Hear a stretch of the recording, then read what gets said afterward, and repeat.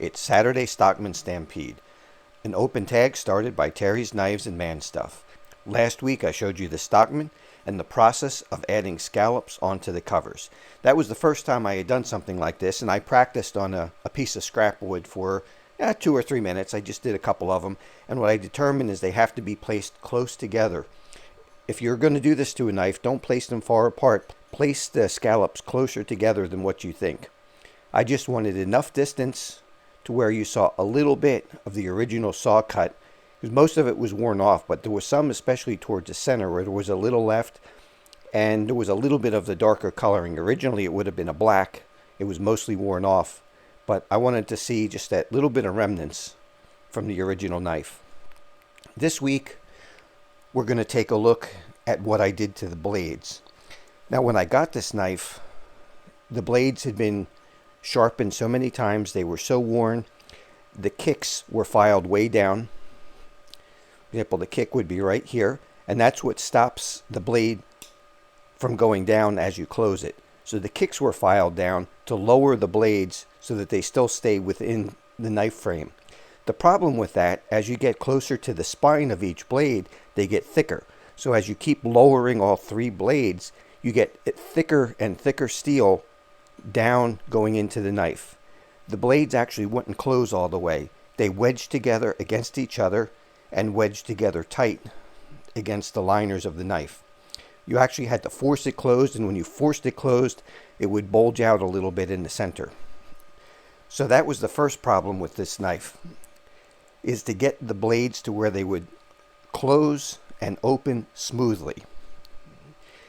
Now, if you look through here, I don't know if you can see too good through this camera, but I do have space between the blades.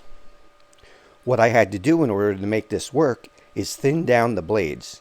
So in the rest of this video, you're going to see the process of thinning down the blades. I'll show the full process of doing the sheep's foot, but not every single grind that I did on the knife. So the other thing is, they needed to be thinned down because the blades were really thick behind the edge, as that blade was probably about that wide initially. That's a lot of metal to be sharpened away. Let's look at the clip point blade. Not much belly left on that blade. So it was really thick behind the edge, and it was not going to be a good slicer. Now it's an excellent blade. I ground it down. I stayed with 80 grit on the belt sander. I didn't see any reason to make it perfect and polish it up. This is an old knife, and I wanted it to still look old. You can still see some pitting that I didn't get out of it, but I didn't want to take it down any more than that. On the side with the nail nick, I went very light, and I didn't take much off up here. I took a little more off down lower, but the majority of the steel is removed from this side. Same thing on each blade. This would have been the original sheep's foot. I did grind down some here, but I didn't want to make the nail nick any shallower. So the majority of it is ground down off of this side. And you can even see the step in here. I made sure I ground it down enough. And you can see I put a distal taper on it, so it gets thin towards the tip, because it needs that where it overlaps with the sheep's foot blade. It needed that extra clearance. So now this knife functions beautifully. It's even got a decent snap to it. I'm going to move it closer to the microphone. That's the sheep's foot. That's the spay. And that's the clip point. So now this is a very functional knife, and I've been enjoying carrying this. There's what all three blades look like. I had ordered a Stockman off of eBay that had a punch instead of the spay blade, but they sent me the wrong knife. They sent me a Boker camp knife, and I decided to keep that knife instead, as they didn't have any more of those Stockman with the punch.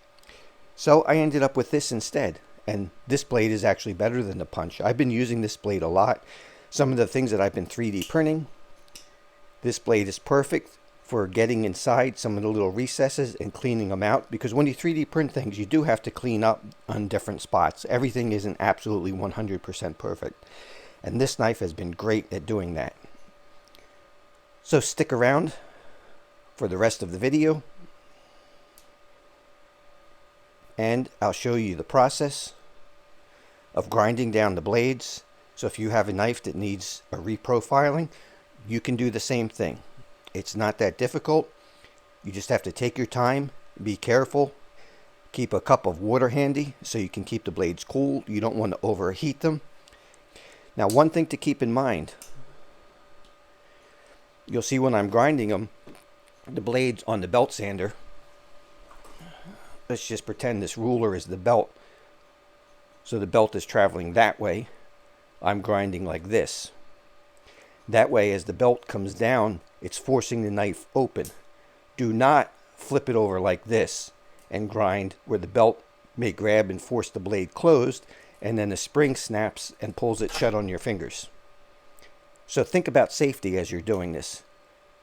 So make sure you have that blade facing up as the belt is coming down, so it wants to open the knife. All you have to do is use a little bit of common sense when you're doing these things. So stick around for the rest of the video and enjoy the process.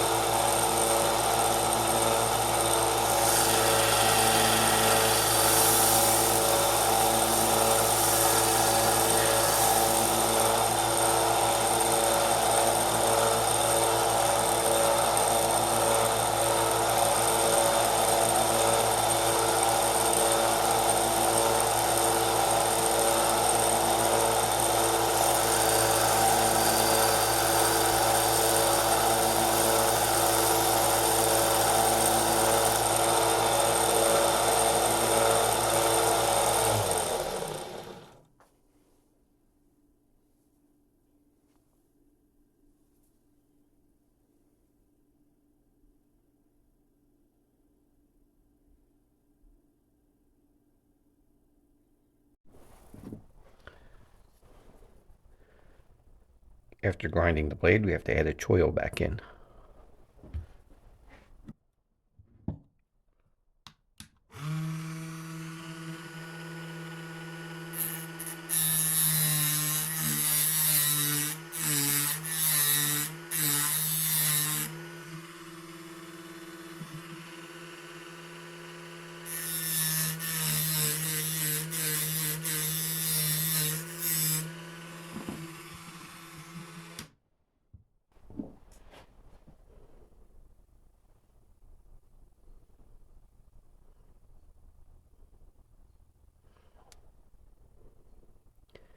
That should work nicely to let us sharpen it.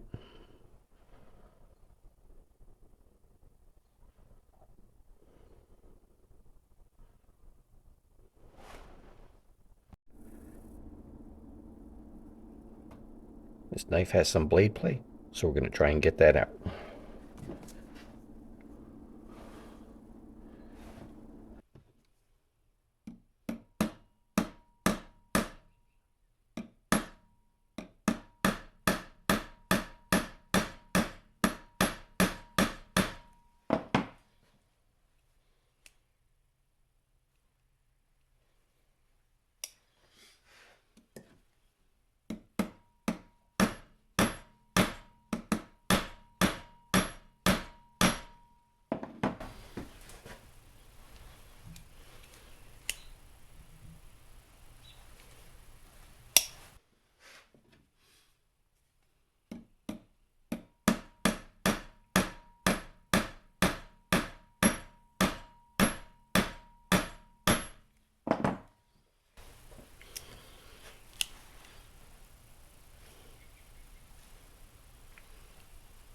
It's got most of it.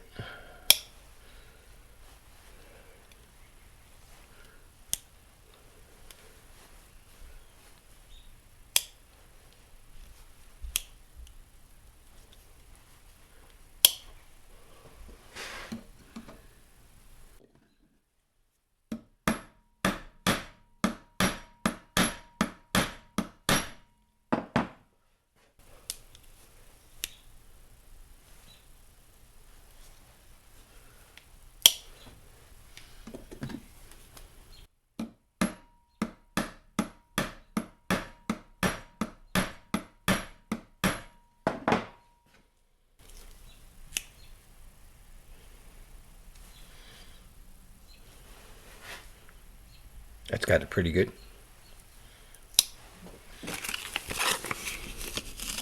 You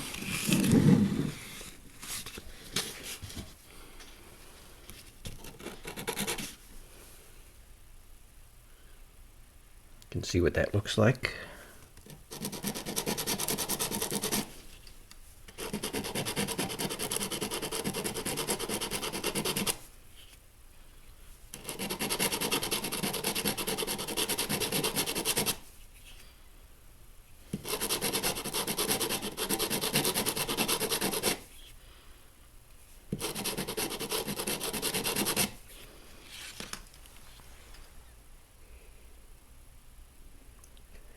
Quite a bit better. We just have to work it down to finer paper.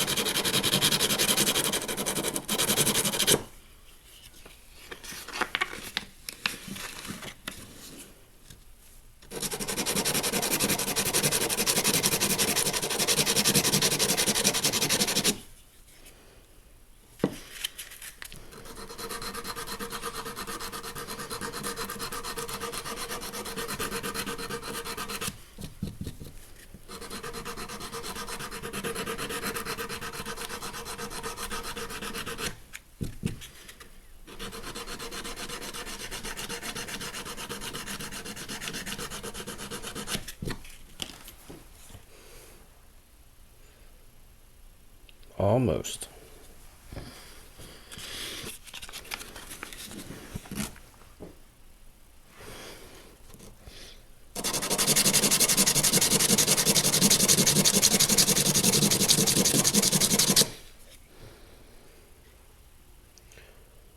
Okay, now I'll continue this down to a finer grit. We're going to see if the bolsters will polish up a little bit. I have this Bark River CBN 4 micron on the Dremel tool.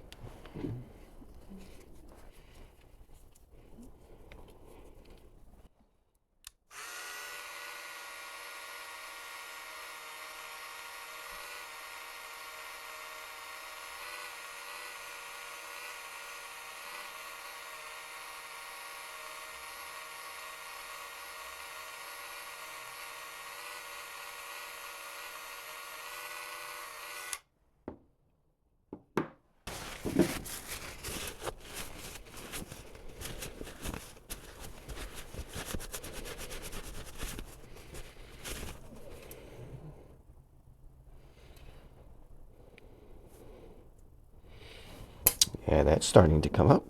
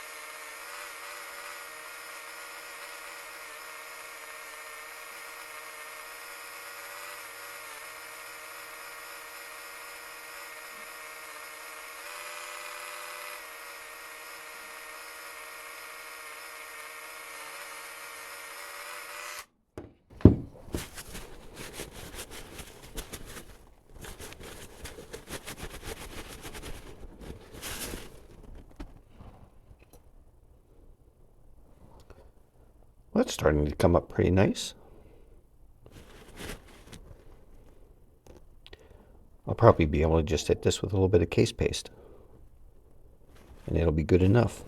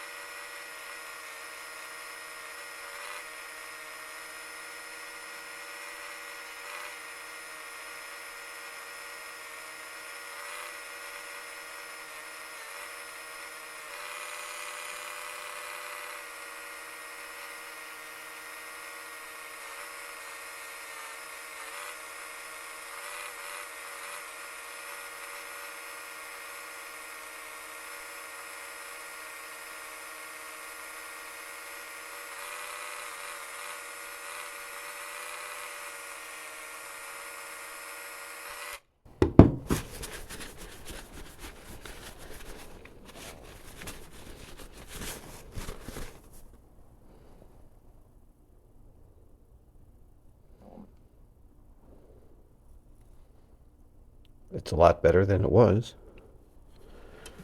Let's do a little bit on the back spring.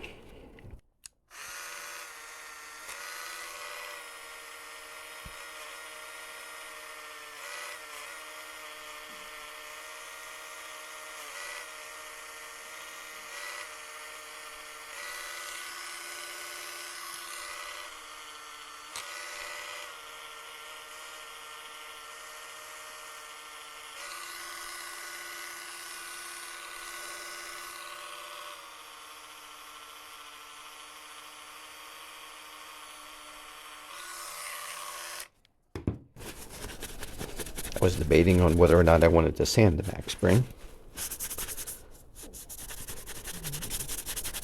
I still want the knife to look old, so I may just leave it like this. Especially since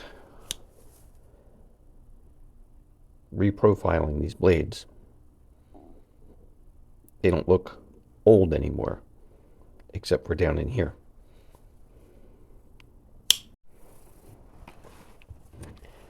We'll see if I can hit the shield just a little bit.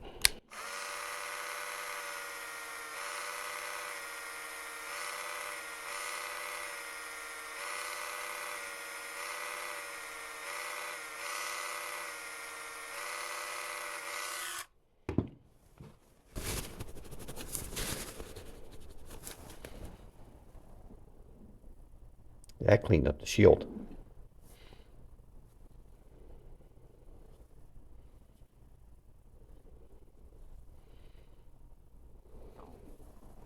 Not a bad looking knife.